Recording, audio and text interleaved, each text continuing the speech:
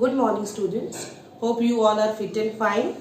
Today I am going to revise the first chapter of your syllabus, that is matter. Already this chapter you people have done. Assignments also you people have done. But today we will revise this chapter. Now first of all, what do you mean by this term matter? Anything which has mass, which occupies space and which we can perceive through our senses, that is called matter. Perceive word means what? Perceive means which we can see, we can touch, we can feel. That is known as perceive. So anything which has mass, which occupies space and can be perceived by our senses, that is known as matter. What is chemistry? It is the branch of science which deals with the study of matter. Because everything in the universe is under the category of matter. So chemistry is that branch of science which deals with the study of matter. And in this chapter, we will revise. Already we have done what are the different states of matter, what is kinetic molecular theory of matter, what is conversion of matter, what is interconversion of matter. So all these things we will revise. As I said that anything which has a mass, which occupies space, that is called matter. This blackboard, this marker, everything surrounds you comes under the category of matter. Basically, there are so far till date 5 states of matter have been discovered. That is solid, liquid, gas, plasma and Bose-Einstein condensate. But in your syllabus, you have to do the properties of 3 different states of matter, that is solid, liquid and gases. Now the difference in the properties of solid, liquid and gases depends upon what? It depends upon different factors. And before discussing those factors, I would like to discuss about the term atom. Matter is made up of smaller particles which we call atom.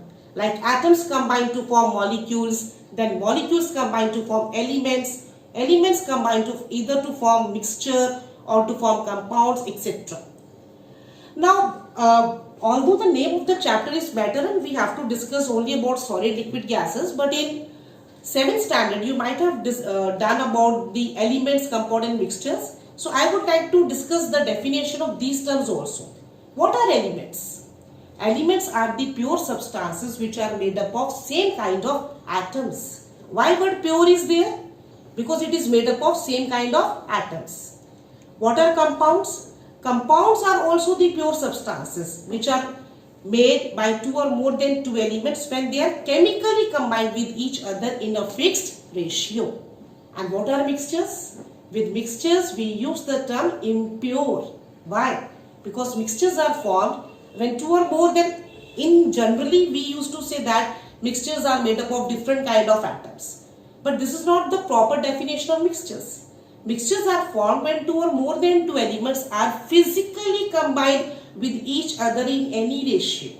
So physically combined when there is no chemical change, that is there in mixture.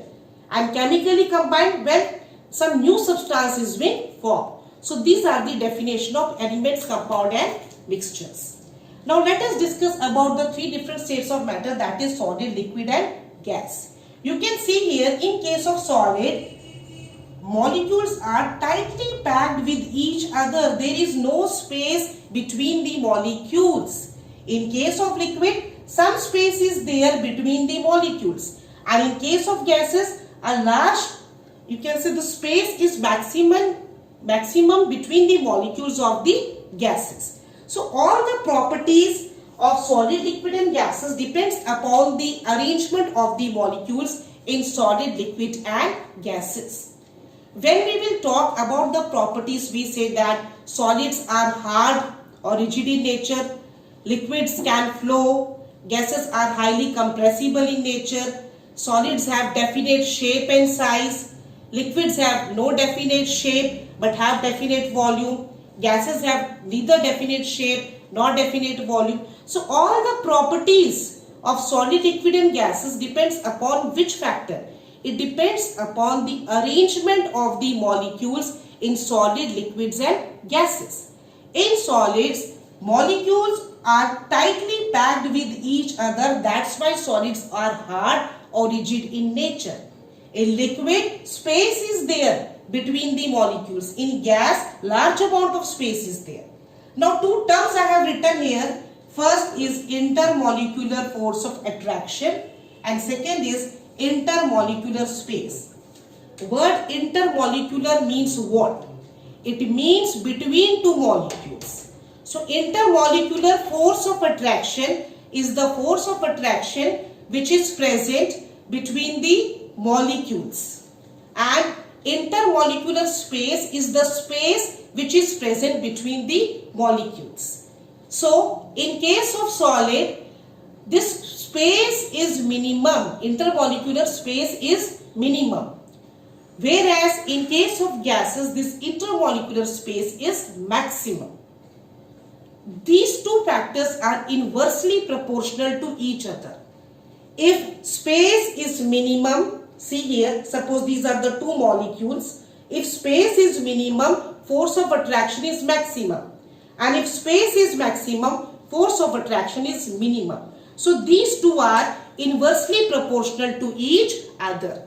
When distance will increase, force of attraction will decrease. Again I am repeating this sentence. Properties of solid, liquid and gases depends upon the arrangement of the molecules. That how molecules are being arranged.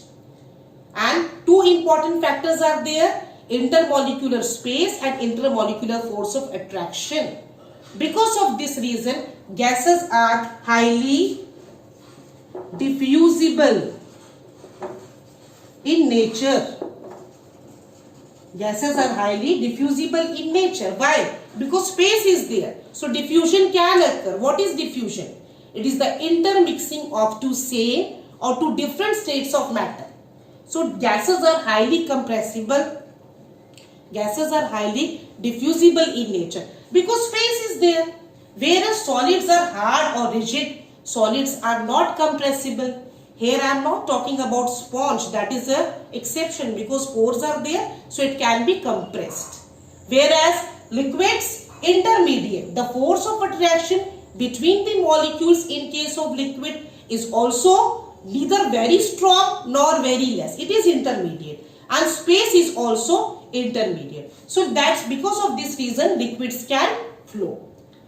Now let us discuss about very important theory which is given for this matter, that whether we are talking about solid or we are talking about liquid or we are talking about gases, that is kinetic molecular theory of matter. This word kinetic means motion, something which is in motion. So this kinetic molecular theory of matter states what? There are different important points of this kinetic molecular theory of matter. First important point is matter is made up of smaller particles which we call atoms. Second, there exists intermolecular force of attraction between the molecules, and this intermolecular force of attraction is maximum between the molecules of solid and minimum between the molecules of gases. Third, intermolecular space. This intermolecular space is minimum in case of solids and maximum in case of gases. Next is the next very important point of kinetic molecular theory is this. Particles of the matter are always in continuous random motion, whether it is solid molecules or it is the molecule of liquid or it is the molecule of gases. They are always in continuous random motion. Motion is there in the molecules of the matter. Now in gases we can say ki, okay, molecules can move because space is there. In liquids also we can say some space is there, so movement can occur. Like it can move here, it can move here. So what about solid? How motion occur in case of solid? Because in case of solid, space is not there. Molecules are tightly packed with each other. So in this case, molecules of solid, they vibrate at their own axis. For example, suppose like this. Okay, if somebody said, okay, you have to show movement in this marker and space is not here, not here. So it moves at their own axis. So this is how motion occurs in case of molecules, in the molecules of solid. That molecules of solid, they move at their own axis. This is the important point of kinetic molecular theory of matter, that particles of the matter are always in continuous random motion. Next very important thing which I have written here, that this is the formula for kinetic energy. I think all of you know, half mv square. M is for mass, v is for velocity. That is directly proportional to temperature. Temperature plays an important role. It means if temperature will be more, that kinetic energy of the molecules will also increases. If temperature will be less, kinetic energy of the molecules will also decreases. Let me give you a very simple example. Like in summers, suppose you are sitting in a class and teacher will tell you, okay, you sit like this in one bench, 3 to 4 students. Then what you will do? You will say कि no, we are feeling very suffocation like this. You will say ना कि नहीं गर्मी है, थोड़ी दूर जाओ. तो गर्मी में दूर जाएंगे. And in the same manner, if we will talk about winter, what happened in that case? We come closer. So in the same manner, molecules also possess the same property. With rise in temperature, molecules move far away from each other. Like this is solid state, suppose. So with increase in temperature, what happened? When temperature will increase, molecules of solid will gain energy, and when molecules of solid will gain energy, they leave their position, move far away. Again, suppose this is ice. Suppose we have taken out the ice cube from the freezer and we kept it outside. So inside the refrigerator temperature is low, outside the refrigerator temperature is more. So on gaining the temperature, what will happen? It changes, it melts. It changes from solid state to liquid state. Again, when we will boil that water, again we are increasing the temperature, so liquid state to gaseous state. So this conversion from one state to another, like solid to liquid, liquid to gas, all this occur due to which important factor? That important factor is temperature. Temperature plays a very important role. Kinetic energy, kinetic molecular theory, motion of the molecules in solid, liquids and gases is directly proportional to temperature. When temperature will more, particles, atoms or molecules, whatever word we are using, move far away from each other. When temperature will be less, they come closer to each other. So this is about the kinetic molecular theory. There are different points. First is, matter is made up of smaller particles called atoms. There exists intermolecular force of attraction between the particles, which is maximum. This intermolecular force of attraction is maximum in solid and minimum in gases. Third, intermolecular space. So that is inversely proportional. Where attraction is maximum, space will be less. So intermolecular space will be least in case of solid and maximum in case of gases. Particles of the matter are always in continuous motion. They rotate, like gases have this space, so movement can occur very easily here also. And in case of solid, they vibrate. Molecules of solid vibrate at their own axis. Suppose I am standing here, okay, and it is asked, okay, you have to show motion without changing your position. So you can move. So what we were discussing that in case of solid, molecules vibrate at their own axis because space is not there. Now we will discuss the second topic of this chapter, very important topic, that is interconversion of matter and different phenomena which is there in interconversion of matter.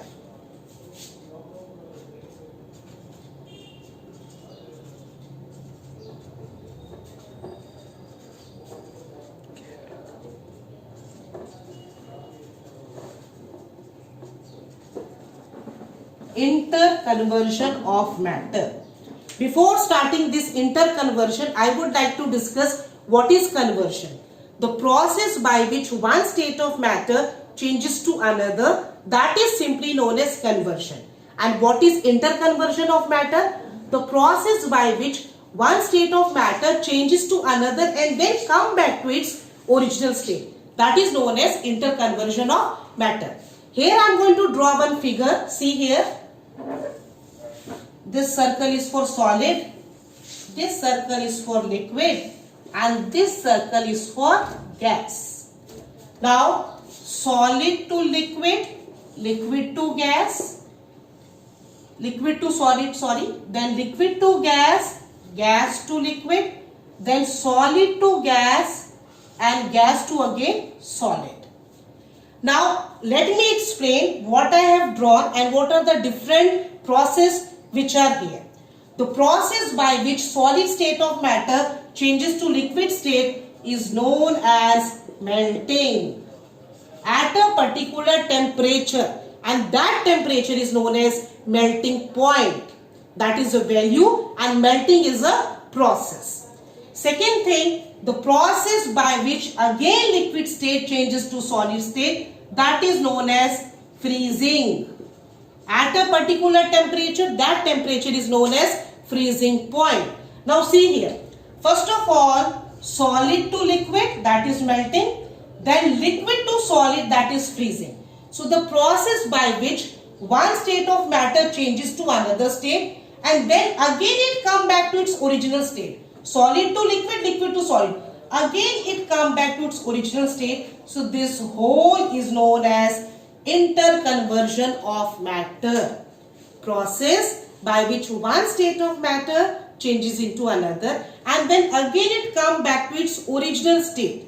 That is known as interconversion of matter. Simply conversion is from one state to another. In the same manner, from liquid to gas, we call it vaporization. And from gas to liquid, we call liquefaction. So the process by which liquid state of matter changes to gaseous state, that is known as vaporization, and the process by which gaseous state of matter again changes to liquid state, that is known as liquefaction. So this whole is known as interconversion of matter. Again, let me write here, liquid to gas, then gas to liquid. So from one state to another, and again come back to its original state. This is interconversion of matter. Here we can use one more term also, that is evaporation. And there is a difference. See, here I am not using the term boiling. Why? Because there is a difference between evaporation and boiling. Evaporation can occur at any temperature, whereas boiling occurs at a particular temperature. We cannot say that boiling occurs at room temperature. No. Water boils at 100 degrees Celsius. So that a specific temperature is there. Whereas evaporation can occur at any temperature. So evaporation and boiling, these two are the different things. I have used the term vaporization. In the same manner, from gaseous state to liquid state, either you can write down liquefaction or you can say condensation also. Now next is solid directly to gas, that we called sublimation. The process by which solid state of matter directly changes to gaseous state without coming to the liquid state, that is known as sublimation. And the process by which gaseous state of matter directly changes to solid state without coming to the liquid state, that is known as deposition. We call it deposition. Now here I would like to give you some example. There are lot many substances which are of sublimable nature. For example, iodine. For example, ammonium chloride. For example, dry ice, etc. So what happened? Suppose, okay, I draw one diagram to make this process more clear to all of you. See, rest of the process, it's, I think, very easily you can understand. For this practically also we will do. But for the timing, I'll show you one diagram so that this will become clear to you. That how solid state of matter directly changes to gases and how gaseous state of matter again changes to solid state. See here the diagram for sublimation.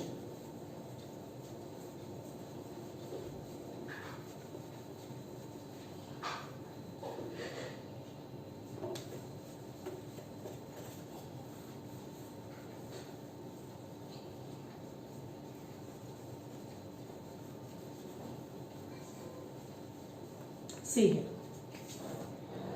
Suppose you are having this tripod stand like this. Okay, this is your wire gauze, which is used for the proper heating of the apparatus. This is your Bunsen burner.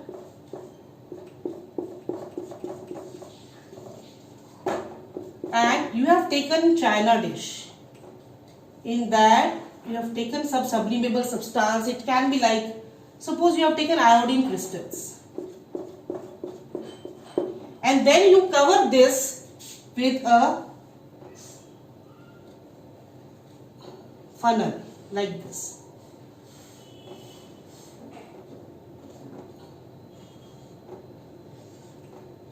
With a cotton plug. So when you will heat this iodine crystals or any other sublimable substance,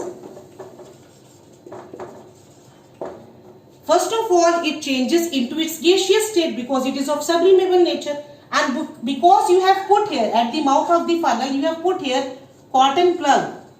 So those vapors will not go outside. So what happened? First this crystal changes into gaseous state, and because those vapors will not go outside, it condenses on the inner side of the funnel and it will accumulate here.